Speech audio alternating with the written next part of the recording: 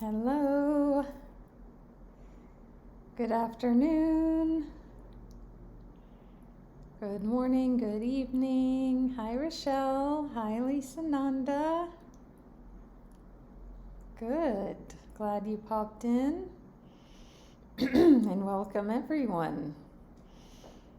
I know I'm coming on at this time, and this is the time I'm coming on right now. I will be live maybe in 16 hours, something like that, in the evening in Saturday night in the West. So thanks, Lisa Nanda. And I'll be going live for my Saturday Night Live soon. And also, I wanted to go live now, so here I am. If you if you fall asleep or you can't stay or whatever, you can catch the replay of this on my YouTube channel. It will be uploaded as a video within 48 hours. And there's a playlist of this whole series of conversations with God that we're doing. And we're also doing a series on the book, There's Nothing Wrong With You. And there's also a playlist with all of those. And they're in order. So somebody had, I don't know, said they weren't. But from my view and the way I've done the playlist, it should be in order. So, Anyway, that's that. And then all my regular replays like Saturday Night Lives and Boundaries and Money, and those are in my general Insight Timer replay playlist. So follow me on YouTube if you want to catch those. Oh, thanks, Lisa, because I was wondering about Maureen. So I haven't seen them in a long time. So thank you I was wondering how they were doing. And glad they're able to watch the replays. So, if there's anybody new here, you want to say hi, feel free. As I said, I usually don't go live during this time. So say hello. If you'd like to say how you found me, if you're here because you just happened upon it or you saw the topic, or whatever. I'd be curious to know. Okay, that's great, Lisa. What a good friend you are. And that's awesome for, it's like another reason to be grateful for Insight Timer, how it brings people together in the community here. So I have I have 3 playlists on my channel. One playlist is called There's Nothing Wrong With You, and it's all of those. One is called The Conversations with God, and it's all of these. This will be on there. And then there's one that's like my general Insight Timer lives, and those are all in there. So and you can send me a message if you want me to send you the links. Anybody can do that. So if you are new to me, I'm Natalie. I'm a spiritual life coach and Reiki master teacher. And we will be continuing our Conversations with God book experiencing session. Ooh, there's a big ant.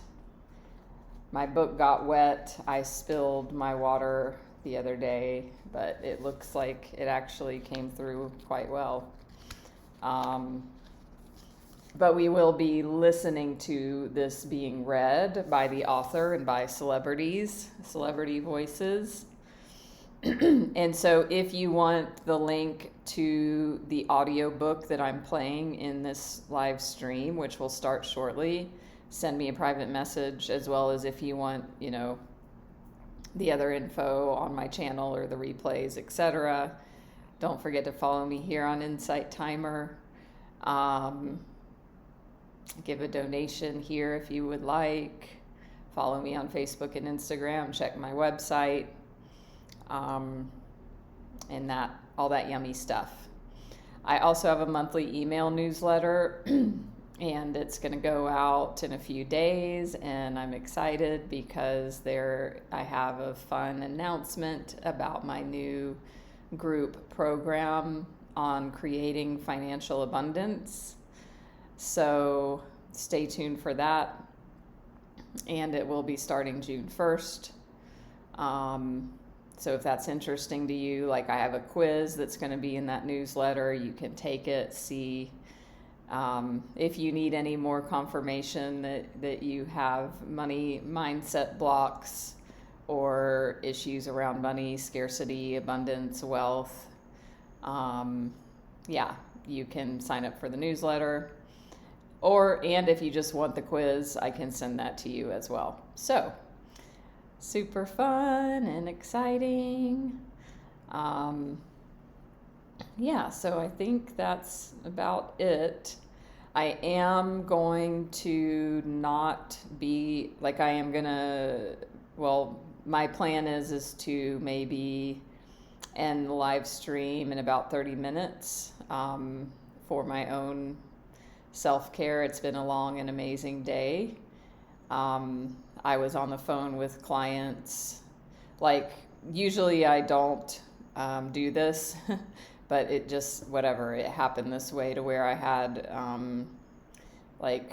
sort of a last minute coaching session. And so I was on, coaching calls for like 3 hours straight this morning. And then I went straight to a dance group. So, I'm feeling amazing and hungry and just get to be mindful of my capacity for my energy. So, hi Elena and Jamie, good evening. So if you don't know, I live in Bali and I live in the spiritual center of Bali. And there's all these amazing, juicy, wonderful things, one of which there's a dance community here of like ecstatic dance, contact dance. There's a huge tantra community here, so it all kind of, overlaps a bit. And I've been diving into that. And just had an amazing dance. It's an intuitive contact improv sort of thing. So does anybody not know what I'm talking about? Have y'all heard of contact dance or contact improv? Hello, Kelly, Jules, Vania. Kelly, maybe you're also from the UK. I don't know. I know this is a good time for my European and UK audience to join. So glad you are all here. Usually I go live in the middle of the night in the UK. So, glad to connect with some new people. And Kelly, middle of the night where you are. So, happy to have you wherever and however you're joining. So, does anybody not know what Conversations with God is? Does anybody not know this book? Great. Hi, Marie. Awesome. Like, what a synchronicity. As I was reading your words, the words were coming out of my mouth. So definitely pay attention because this is for you.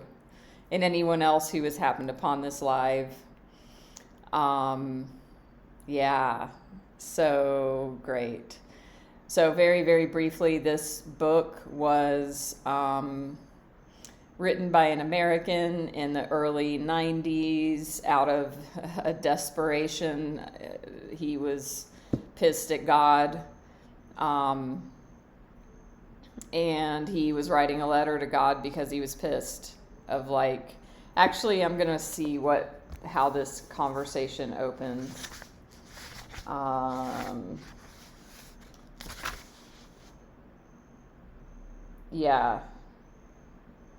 He says it was a spiteful, passionate letter to God, full of confusions, a pile of angry questions. Why wasn't my life working?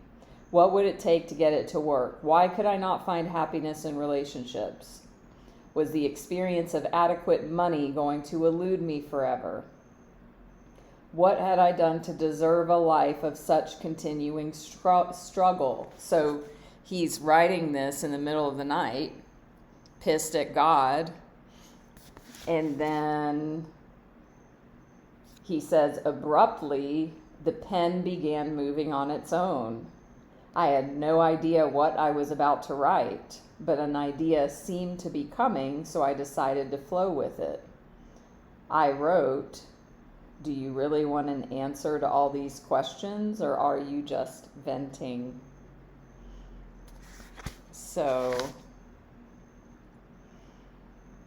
that's the beginning of this book and this whole journey. And this man was like 49 years old when that happened. So I like to point that out because, you know, we have this idea so many times of like, oh, I'm too old, or like, I'm too old to change, or, you know, new things can't happen in my life, or I can't recreate myself, blah, blah, blah.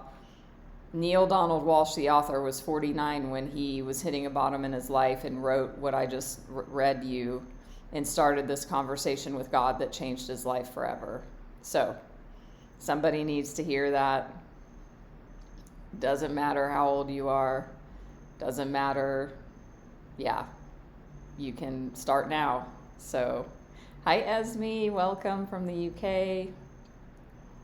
Glad Vania about that too. So that's the premise for this, and it's an amazing conversation. So don't worry if you're new, if you're just hearing all of this for the first time. The invitation for you is trust that you found this at the perfect time. Even if you're seeing the replay, you're finding this at the right time. You don't need to have read or whatever or heard the book before now. Just trust that you're going to hear whatever you need to hear today for yourself, and then there's an invitation for you if you choose to move forward and continue coming here. You know, like I said earlier, if you missed it, I can send you the link to the audio recording I'm about to play. So it's an invitation. So just be open, trust you're hearing what you're meant to hear right now. So we're going to go ahead and dive in. As we are listening, I'm going to be channeling Reiki to those who wish to receive it. And also I'm going to flow with when I feel the impulse to stop the recording and discuss. So we'll see how it flows.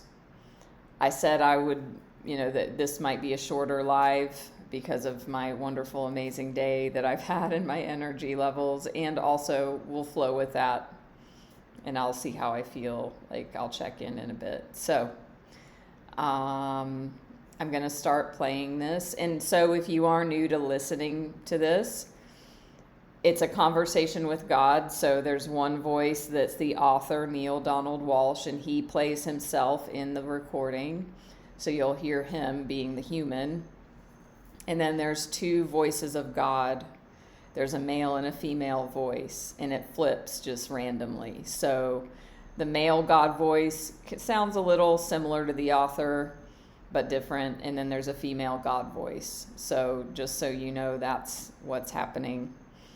And yeah, so we'll go ahead and dive in and just, go with the flow. And I'll start. This is a call to stop such unconscious living. It is a challenge to which your soul has called you from the beginning of time. That kind of continual mental monitoring seems as though it might be terribly exhausting. It could be, until it becomes second nature. In fact, it is your second nature. It is your first nature to be unconditionally loving. It is your second nature to choose to express your first nature, your true nature, consciously. Excuse me, but wouldn't this kind of non-stop editing of everything I think, say, and do make Jack a dull boy? Never. Different, yes. Dull, no. Was Jesus dull? I don't think so. Was the Buddha boring to be around? People flock to beg to be in his presence. No one who's attained mastery is dull, unusual perhaps, extraordinary perhaps, but never dull. So, do you want your life to take off? Begin at once to imagine it the way you want it to be, and move into that. Check every thought, word, and action that does not fall into harmony with that. Move away from those. When you have a thought that is not in alignment with your higher vision, change to a new thought then and there. When you say a thing that is out of alignment with your grandest idea, make a note not to say something like that again. When you do a thing that is misaligned with your best intention, decide to make that the last time. And make it right with whomever was involved if you can. I've heard this before, but I've always railed against it because it seems so dishonest. I mean, if you're sick as a dog, you're not supposed to admit it. If you're broke as a pauper, you're never supposed to say it. If you're upset as hell, you're not supposed to show it. Reminds me of the joke about the 3 people who were sent to hell. One was a Catholic, one was a Jew, one was a New Ager. The devil said to the Catholic, sneeringly, "Well, how are you enjoying the heat?" And the Catholic sniffed, I'm offering it up." The devil then asked the Jew, "And how are you enjoying the heat?" The Jew said, "So what else could I expect but more hell?" Finally, the devil approached the New Ager. "Heat," the New Ager asked, perspiring. "What heat?" It's a good joke. But I'm not talking about ignoring the problem or pretending it isn't there. I'm talking about noticing the circumstance and then telling your highest truth about it. If you're broke, you're broke. It's pointless to lie about it and actually debilitating to try to manufacture a story about it so as not to admit it. Yet it's your thought about it. Broke is bad. This is horrible.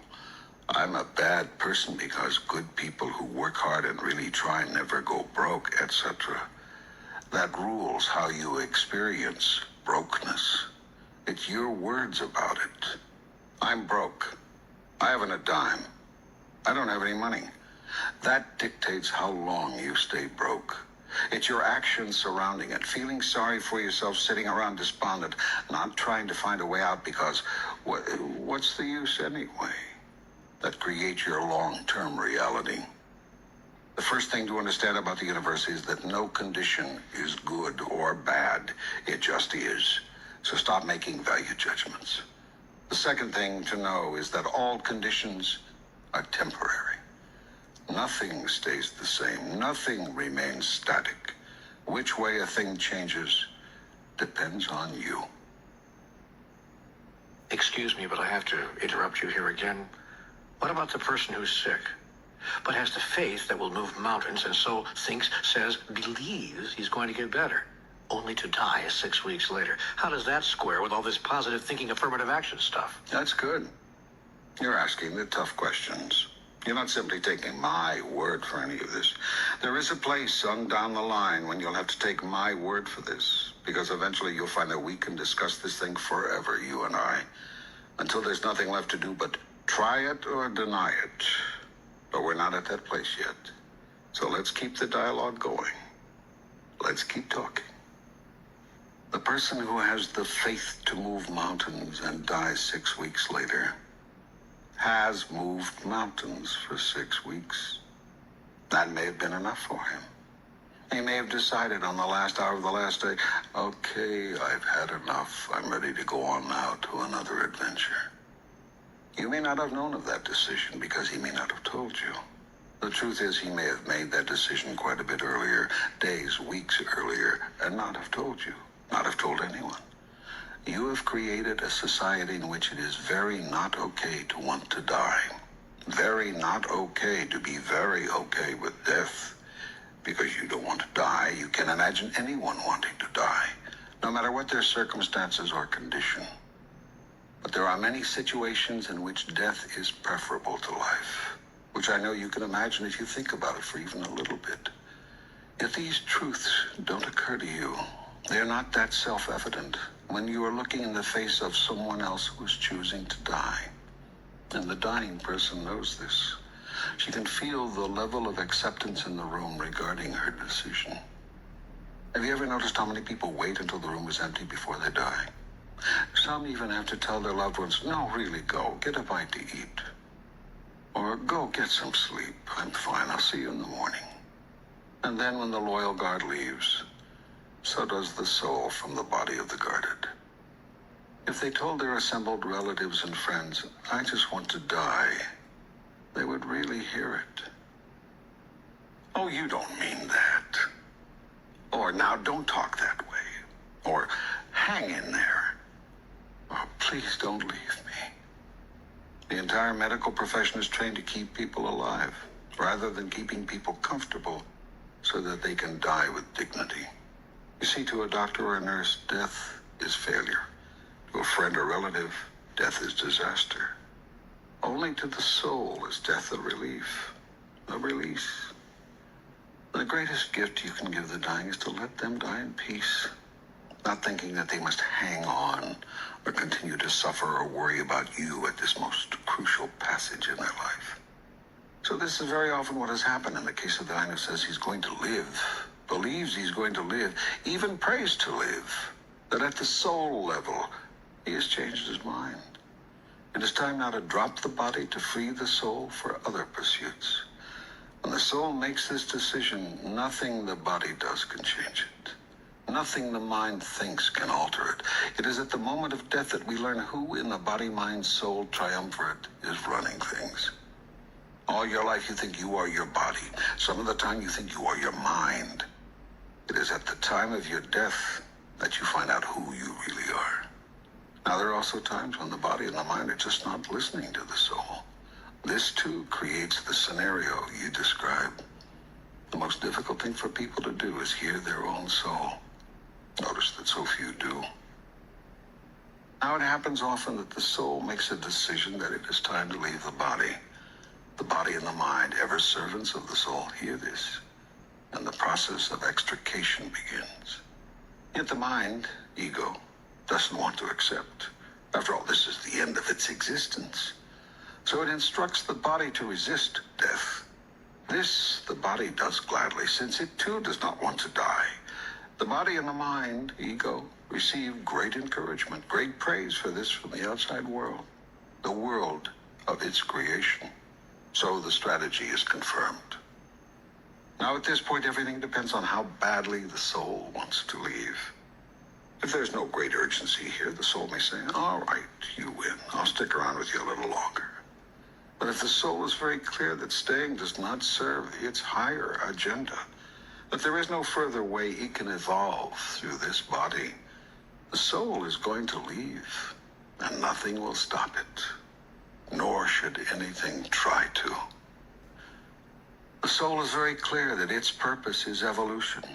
That is its sole purpose, and its sole purpose. It is not concerned with the achievements of the body or the development of the mind. These are all meaningless to the soul. The soul is also clear that there is no great tragedy involved in leaving the body. In many ways, the tragedy is being in the body. So you have to understand the soul sees this whole death thing differently. It, of course, sees the whole life thing differently, too. And that is the source of much of the frustration and anxiety one feels in one's life. The frustration and anxiety comes from not listening to one's soul. Okay, Sock. Woo! Bomb drop.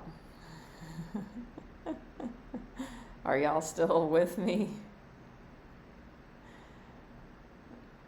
There was so much gold and wisdom in that. Yeah, so I feel like definitely somebody here, more than one person, this is relevant for, either with themselves or with people in their lives who are ill. I usually give the disclaimer that I'm not here to present this to convince you to believe it, but I do, and so it's important to me, and it's powerful information that makes sense. If it resonates with you, then pay attention to that. if you notice if you're like totally closed off to it, pay attention to that. So the very beginning of that passage was talking about, and what, was last week, or last time we did this live, what the book was talking about was like, how do you create the life you want? It's the same stuff we all have heard before, change your actions, change your thoughts. So it was saying that the author was like, does this mean I have to constantly monitor every single thing I freaking think? And God was like, yes. So, and, it talked about visualizing what you want and who you want to be and how you want to be, and live into that. And when you, have a thought or say a thing that's out of alignment with who you want to be and where you want to go, then change that. So it's very like fundamental, powerful truths that are very simple, but not easy to implement. And what happens is the mind is like, that, changing your thoughts and changing your life stuff. I want something shiny and juicy and new. I want some new way to change or to, create abundance or transform myself. And it always goes back to the same wonderful thing. Earlier in the book, it was talking about, our thoughts are creative, and that's where everything starts. So this is where we get to work from the level of thought and change our thoughts. And then it shifted gears into, the author asked a powerful question about, okay, what if the person that does have faith, and is sick and is dying and is totally full of faith, and then they die soon anyway? What about that? So that was what opened the door to the discussion in that part, what you just heard. And earlier in the book, it talked about we're 3-part beings, body, mind, and spirit. And so it was saying that, or body, mind, and soul, that the mind and the body are going to hang on for dear life, because, when the soul is infinite. So it's fine to die because it doesn't die, but the body, mind, ego will die.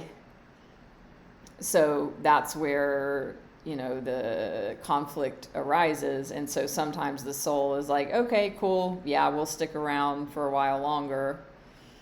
And then sometimes the soul's like, nah, it's time to go. And then it talked about how society, and humans in the medical profession, are like, you can't want to die. Like, that's like blasphemy. Like, no, you've got to try and stay alive as long as you possibly can. And it's a defeat and a failure if somebody wants to die. And there's judgment on that. So it talked about that as well. So there was a lot in there. So, if that's compelling for you, I would invite you, if you want to, watch this replay again, or I can give you the audio and send me a private message. And like, I can tell you like the hour and minute place where this part was, if that's helpful. So, yeah. So thank you. I see some comments that come in. Marie, a new way to think about this. Kelly. Yeah, so I also found this book a while ago, and it's back again, and I'm different, so the material's different for me. Vania.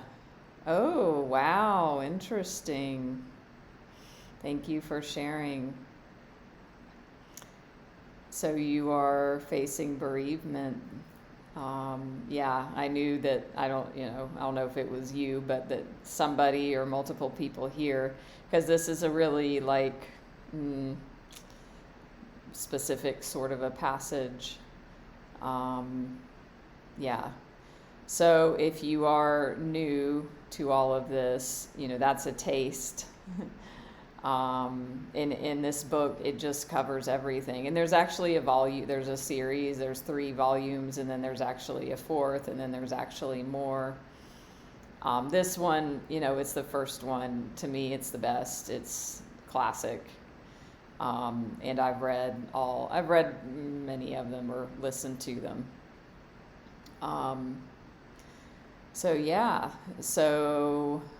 We'll continue this live stream series.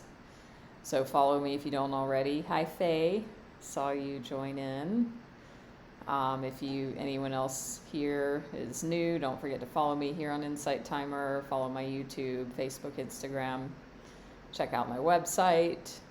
I'm a spiritual life coach and Reiki master teacher. I am taking on 2 or 3 more one-on-one spiritual life coaching clients. These principles and ideas I bring into the coaching, if the client is in alignment with it. But, for me, I believe this to be true. So it informs who I am and how I see the world. So, and it's amazing and very powerful and great stuff. So, you're welcome, Vania. And thank you, everyone else. Vilma, welcome. Namaste. Yeah, so, you can get this book. You can listen to the audio. Like I said, send me a message for that link. You can watch the replays on YouTube, like however you want to interface with the information. Hi, Amy. Yeah, Marie, so that's a good question. I typically do not go live at this time. And I plan out my lives like a week in advance. So it happens, but I don't. My only set live is Sunday morning in Asia, which is the middle of the night UK, which is evening, Saturday evening in the US. But yeah, you're welcome to catch the replays as well. Yeah, no worries. So I'll be back on, in the morning in Bali, in the evening in the West. So glad to see everybody. And also if you're following the other book series, There's Nothing Wrong with You, which is amazing and powerful and different. If you want a PDF of that book and the audio link to that book, you can also send me a message. So, hi Jules, you're welcome. Thank you. Hi Angela. I thought about you recently, so I'm glad to see you again. Yeah, I know, that's what I was just saying. I'm not usually on at this time. And also I wanted to make sure to be live. So here I am. So I will see you all in the morning, which is, 3 p.m. here. So yeah, for our regularly scheduled Saturday Night Live session. I look forward to it. And this replay will be up within 48 hours on YouTube. So wishing you all love, blessings, and namaste, and see you